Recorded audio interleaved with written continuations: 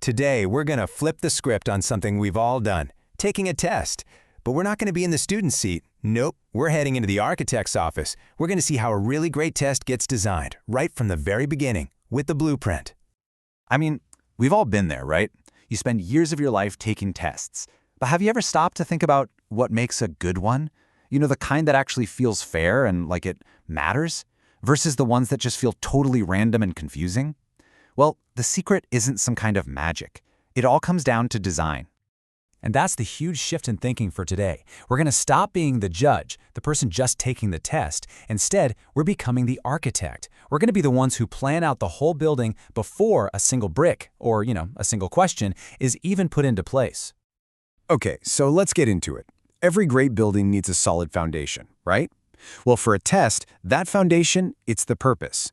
And let me tell you, if you get this part wrong, the whole thing can just come crumbling down. So this is the absolute first step. Before you even think about multiple choice or essays, before you pick a single topic, you have to ask yourself one single critical question. Why? Why am I even making this test? Seriously, the answer to that question is going to shape every single decision you make from here on out. So, what is your why? Because that answer tells you what kind of building you're making. Are you building a simple placement test, just to sort people into the right level? Or maybe something more like a super detailed diagnostic test, designed to find those tiny little cracks in someone's knowledge? Or is it an achievement test, which has to perfectly match what you just taught? And you also have to think, is this test formative, meaning it's all about giving feedback? Or is it summative, where you're giving a final, definitive score? See, each one of those needs a totally different blueprint. All right, foundation's poured. What's next? Well, now we have to plan the rooms. And in our test blueprint, the rooms are the objectives. These are the things that define what each part of your test is actually supposed to do. Yeah, and this quote really just nails it, doesn't it? You can't test something if you don't know what it is. Your objective has to be a super clear statement of what a student should be able to do. Think about it. If your target is blurry, your aim is going to be off. The questions will be blurry too. You've got to know exactly what you're measuring. Okay, check this out. This is a perfect example of what I'm talking about. On the left, you've got students will learn the past tense.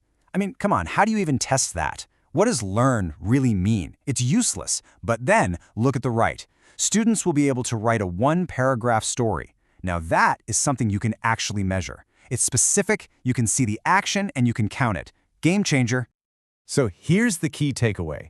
A really good, testable objective breaks down into these three parts. First, you need an action verb, something you can actually see like write, or identify, or solve. Second, you need the topic, the specific content. And third, you need a measure, the standard for success. That's it. That's the formula for a clear objective. All right, so our foundation is solid. The rooms are all planned out. Now it's time for the real deal, the master plan, the detailed drawings. In the world of test design, we call this the test specifications, or just the test specs. The easiest way to think about this, it's like a recipe, right? The test specs are the recipe you follow to make the perfect test. It's basically a chart you create that lays out everything, what the test will cover, what kinds of questions you'll use, how you'll score it, and the most important part, you make this before you write even one single question. Okay, so let's look at a real example so this all makes sense. This is a blueprint for a midterm exam, and it pulls together everything we've been talking about. So look here. Part A is all about vocabulary. The architect decided a matching section is the best tool for that job. Then you jump down to Part D, which is testing writing ability. For that, they're using a short essay. And look at the points. It's worth a lot more.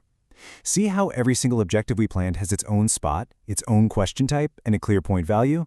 Nothing's random. It's all planned. So, by now, I think you're starting to see why all this planning is so important.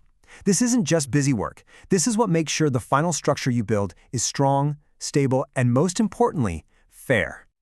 And you might be thinking, okay, but why go through all this trouble? Why not just jump in and start writing questions? And that's a fair point. But honestly, building a test without a blueprint is exactly like trying to build a house without one. You're just asking for trouble. So, what's the big payoff for all this work? Well, there are three huge ones. First, your blueprint guarantees you're testing what you actually meant to teach. That's a fancy term called content validity. Second, it stops you from accidentally creating a lopsided test, where one topic just takes over the whole thing. And finally, and maybe this is the most important, it makes your grading fair and reliable for everybody. The plan is really the key to being fair. So, when it all boils down to it, here's the bottom line. A great test isn't just a bunch of clever questions thrown together. The real quality, the genius of it, is in the thoughtful design, the architecture that you build first. So there you have it. You have the tools now. You've made that switch from being the judge to being the architect. So the only question left is, what will you build?